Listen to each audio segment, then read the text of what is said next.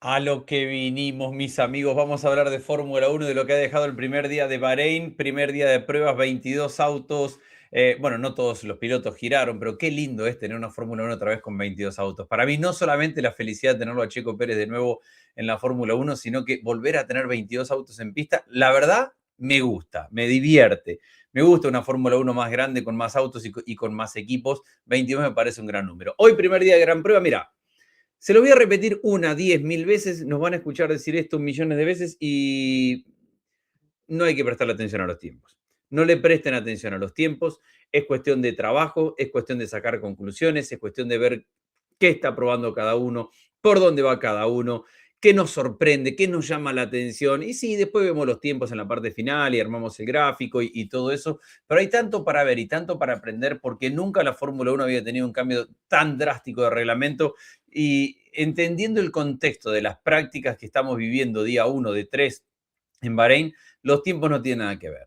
Para arrancar contradiciéndome, vamos con los tiempos. El más rápido ha sido Lando Norris, 1.34.6 a 2.58 vueltas Lando Norris. A diferencia de lo que ha hecho Red Bull, McLaren ha decidido que los dos pilotos tengan participación en el día de hoy, por eso Lando ha dado 58 vueltas y Piastri 54. Hay otros equipos como por ejemplo Red Bull que tienen en Verstappen dando todas las vueltas del día, 136 en el día de hoy. Ocon ha dado todas las del equipo Haas con 115, ha quedado en el cuarto lugar. Hamilton ha dado, ahí tenemos 52 y 80 dio Leclerc. Mañana invertirán roles. Es decir, cada equipo tiene una forma distinta de encarar este fin de semana. Por ejemplo, Alpine tuvo a Colapinto por la mañana, lo tuvo a Gasly por la tarde. Mañana va a ser día completo para Gasly, pasado será día completo para Franco Colapinto. Y cada equipo funciona de una manera distinta. Repito, no le den mayor atención a estos tiempos, pero ahí están. Si lo quieren ver, Lando Norris estrenando el número 1 en el auto, ha quedado con el tiempo más rápido. Verstappen sobre el final trató de ir por una vueltita rápida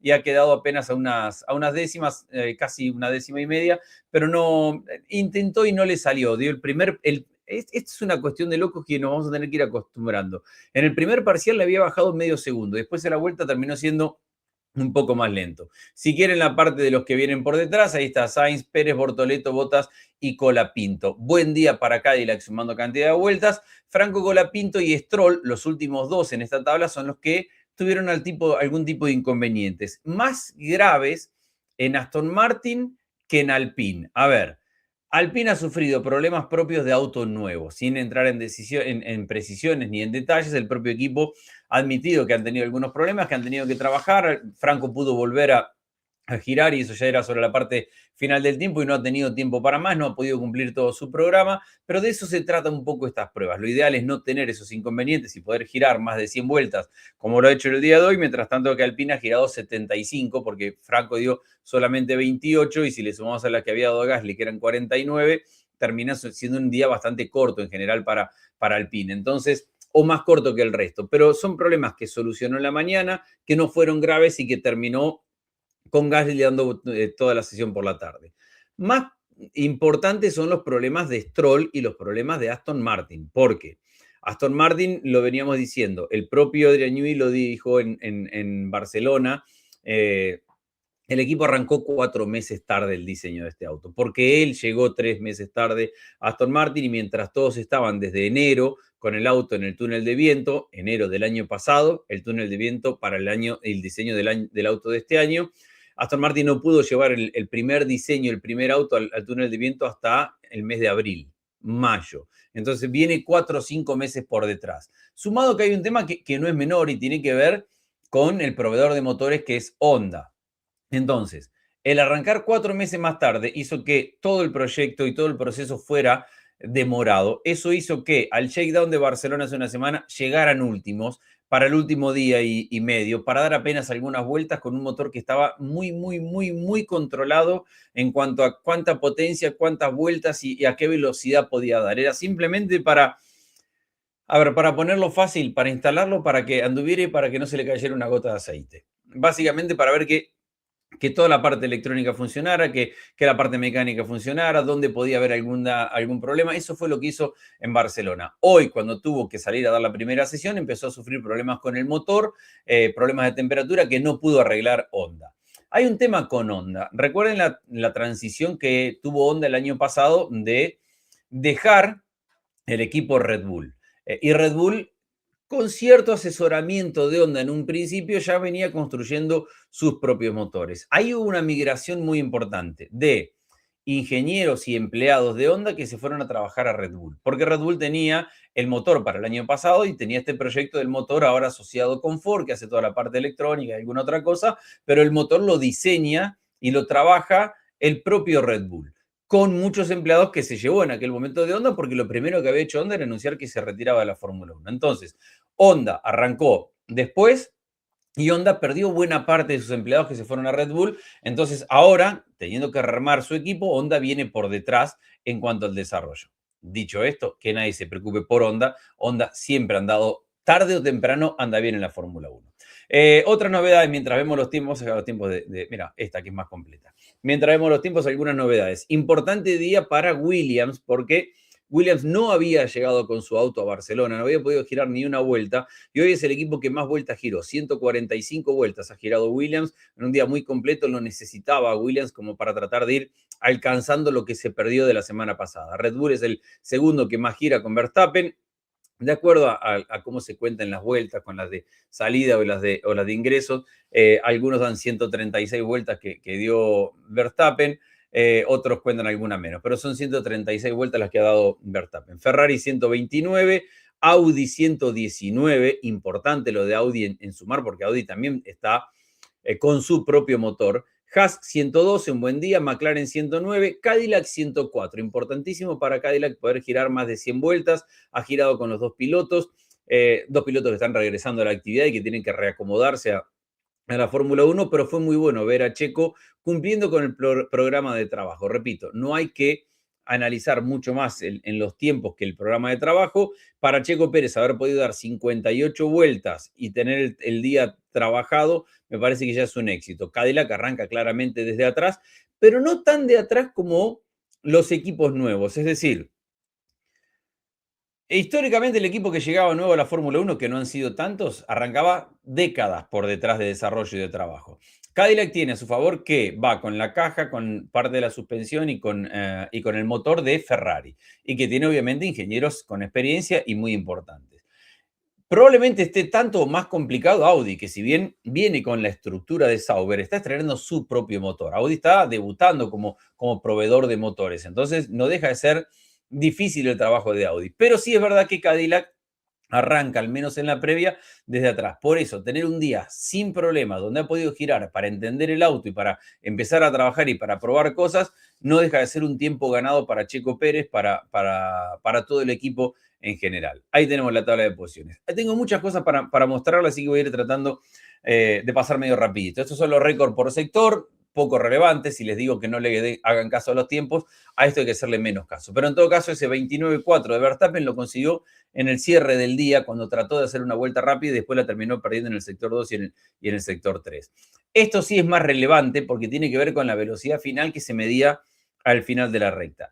Y es más relevante no para ver quién tiene el motor más rápido, sino para ver cuánto de su motor están utilizando. Porque no solamente que no sabemos nada de cuánta carga de combustible tienen, cuán pesado va el auto, qué está probando que cada uno, sino que no tenemos muy claro cuán limitados van esos motores. Y en general son motores que van bastante limitados porque nadie quiere exponerse a una rotura de motor. Todos prefieren ir trabajando y asegurarse que tienen 100 vueltas en pista y no exigir a un motor a tal punto de ponerlo en un lugar donde no se pueda utilizar, donde se pueda romper o donde empieza a mostrar debilidades. Entonces, ver la velocidad final tiene un poco que ver con cuánto se aprovechó y cuánto se exprimió ese motor. Eso no significa que el motor Red Bull haya sido el que más le haya dado, porque también habrá que medir cada vuelta y en qué momento lo hicieron. De hecho, hay una telemetría donde se ve que Verstappen pasa la línea de meta en un momento máximo de velocidad y después con esto del consumo de energía, del cual voy a tratar de hablar menos, pero voy a tener que hablar, en el final de la recta iba perdiendo algo de velocidad. Pero bueno, ha sido Verstappen y Limland con el otro equipo que tiene el mismo motor los que han marcado la velocidad máxima. Repito, no tiene que ver con que son los motores más rápidos, ni mucho menos, tiene que ver con cuánto los van liberando para que puedan ir funcionando. Dicho esto, palabra que uso mucho, no deja de ser realmente muy bueno para Red Bull, uno, el haber girado la cantidad de vueltas que ha girado Verstappen en el día de hoy. Dos, hacerlo con buenos tiempos. Y tres, con este nuevo desafío de tener que construir sus propios motores, que el motor sea rápido, que sea confiable y que esté no solamente a la altura, sino a una altura donde todo el mundo empieza a respetarlo muchísimo más. Empieza a haber rumores donde, además lo tiene a Verstappen, que es un factor diferencial total y absoluto. Empieza a haber rumores donde, ojo que Verstappen ya está trabajando en ver cómo poder ahorrar un poco de energía a la vuelta porque está un paso más adelantado. A tal punto llamó la atención lo de Red Bull, que ha salido Toto Wolff. A mí me parece que tratando de... Acá hay que analizar el jueguito de cada uno también. Toto Wolff ha salido a decir que la gran referencia son los Red Bull, que han construido un auto y un motor que es superior al resto y que son hoy por hoy la referencia de la categoría. Y que la forma que tiene Red Bull de implementar el uso de la energía que viene de la batería en la recta principal los hace extremadamente mucho más rápido que el resto. Hay una parte muy política en todo esto y es que la propia FIA ha dicho que hay un proveedor de motores que está trabajando con un nivel de compresión por encima del 16.1 que está permitido en el reglamento, esto ya lo hablé en el video de ayer, y que lo hace a temperatura alta, es el motor Mercedes, y la FIA está trabajando para que Mercedes no tenga esa ventaja en el arranque de la temporada o lo antes posible, porque no es fácil de resolver técnicamente. Entonces, ¿qué hace Toto Wolff? Dice, ¿ven que no? Ven que Red Bull tiene un motor que utiliza mucho mejor la energía que nosotros, va mucho más rápido, y miren la diferencia que va marcando. En esto de los jueguitos hay para todos y todos tienen que, juegan su parte en marcar diferencias.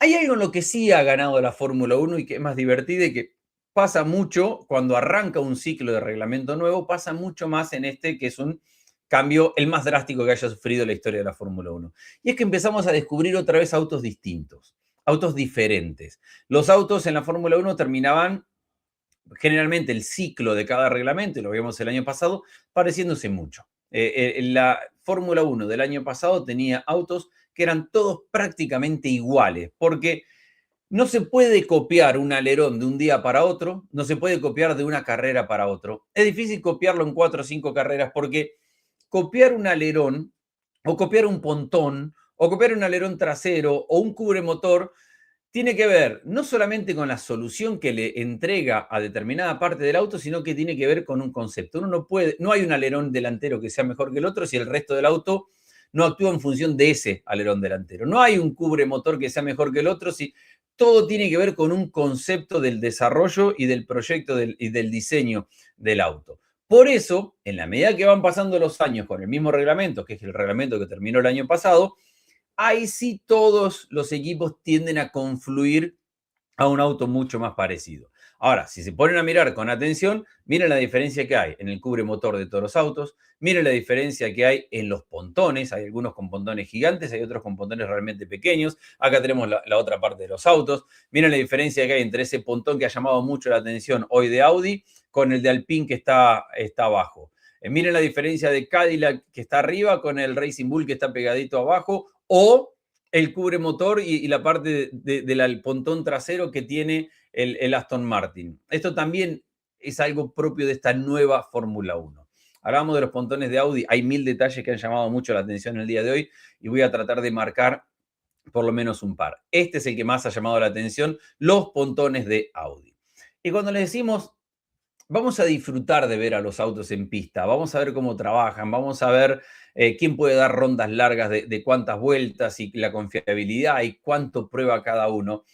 Este es el famoso pontón que trajo Audi en el día de hoy, el lateral. Pero vean esa toma de aire vertical, por ahí entra la ventilación. Ahora la ventilación se está transformando en un factor importante porque no solamente hay que airear y manejar la temperatura del motor, sino también de las baterías. Y miren para comparación, una de las 1000 que hay en la Fórmula 1. Miren la toma de aire que tenía Audi, que es el de abajo, hace una semana, en Barcelona, 10 días.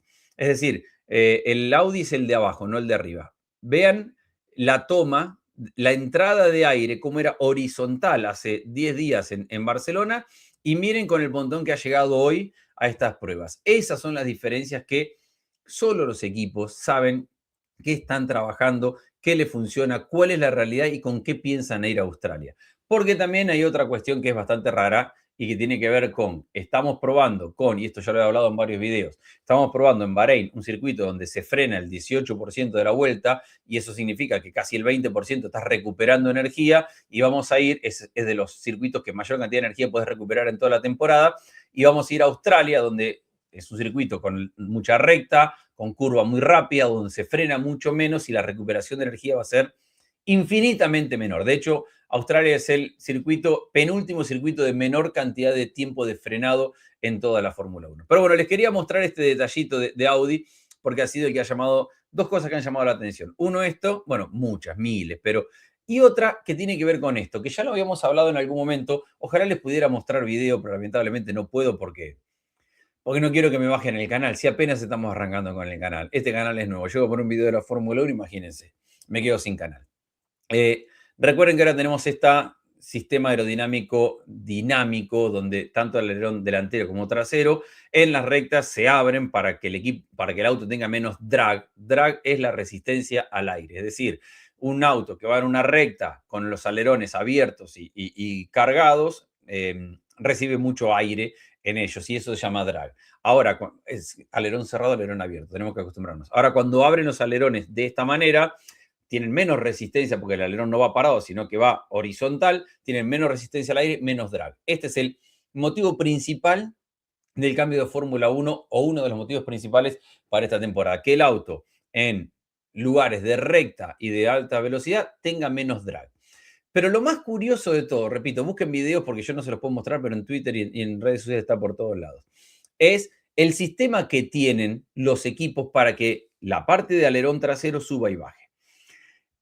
El DRS del año pasado, que era abrir y cerrar el alerón trasero para poder pasar, se manejaba como lo están manejando la mayoría de los equipos ahora. El alerón está parado así, en el segundo plano, el alerón de arriba, hay una base, hay un alerón de arriba. El alerón de arriba levanta la parte delantera. Es decir, si este es el alerón, que viene así parado para controlar el viento, cuando lo abre el equipo, lo para así.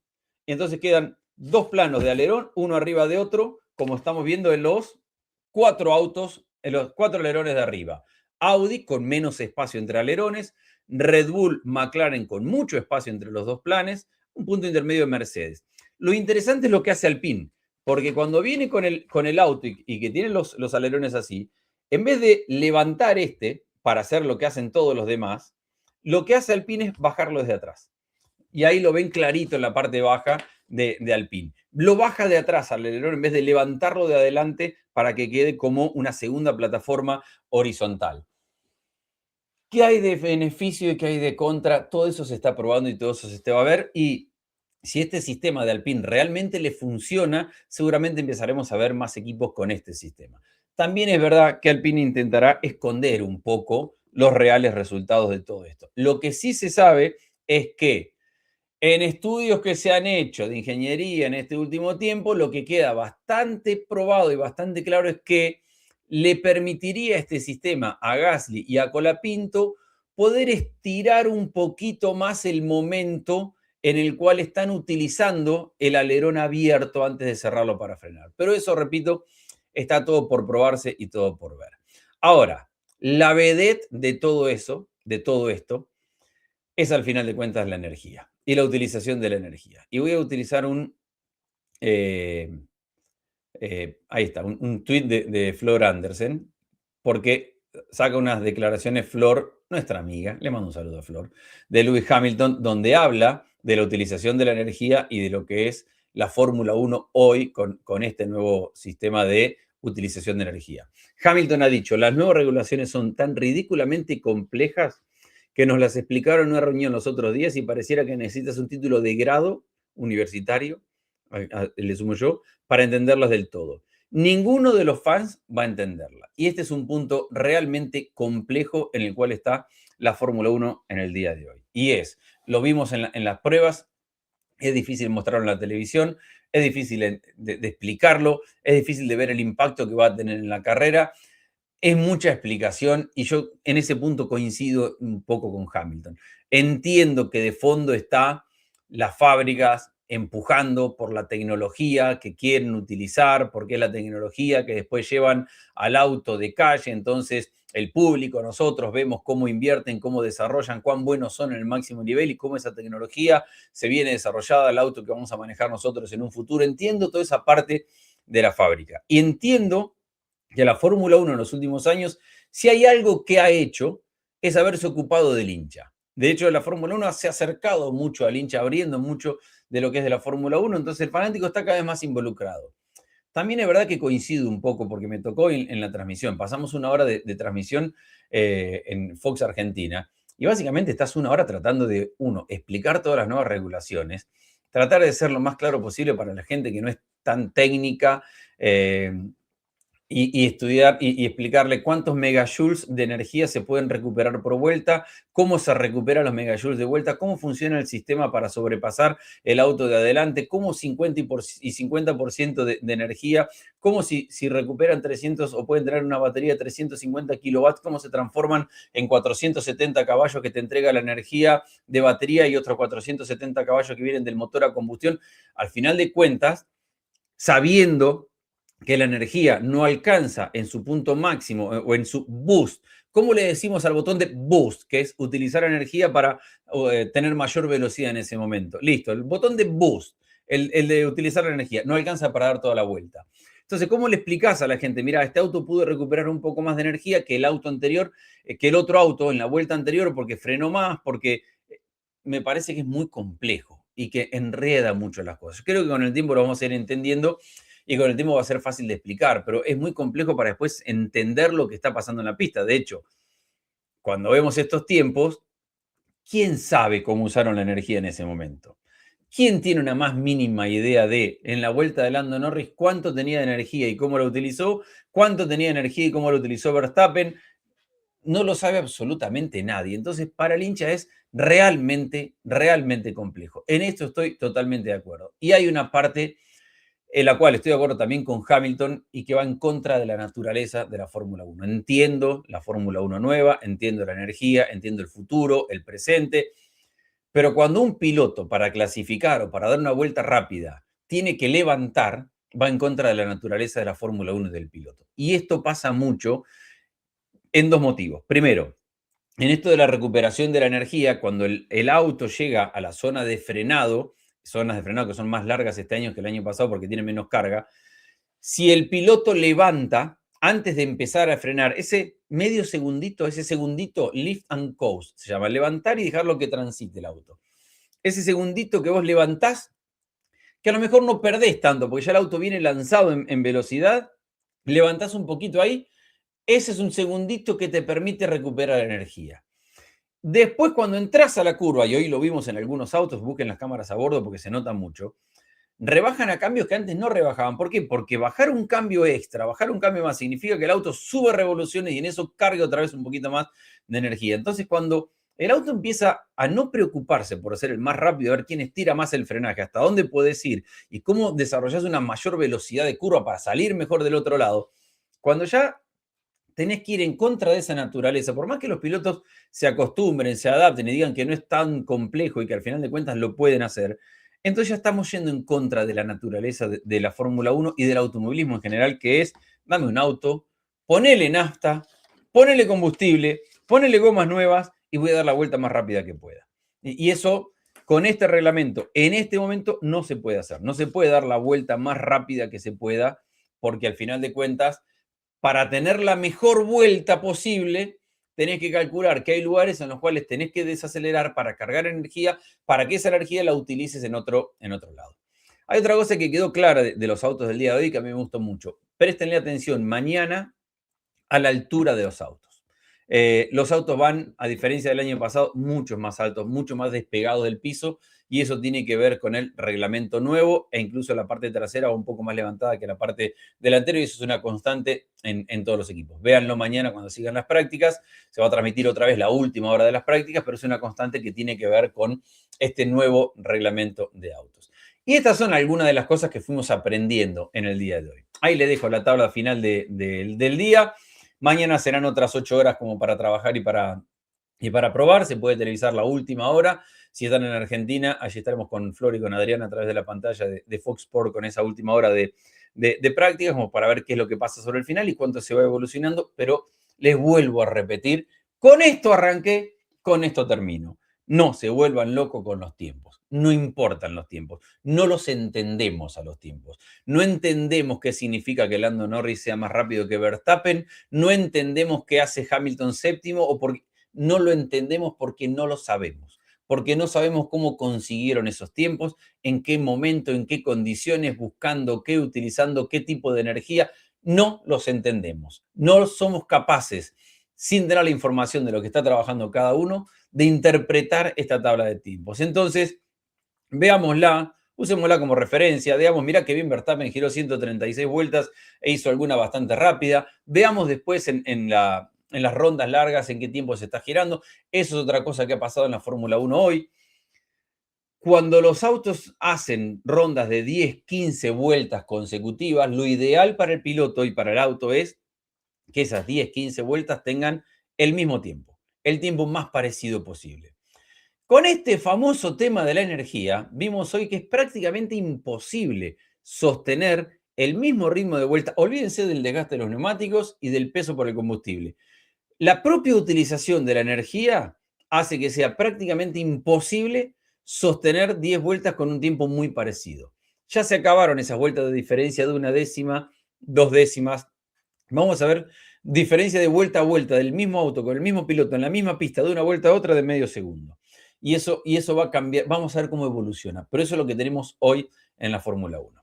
Resumen de lo que ha dejado el primer día de trabajo. Lando Norris, que es el campeón, es el más rápido del día. Como ya les dije, eso no importa. Les mando un saludo. Mañana voy a ver si vuelvo de nuevo.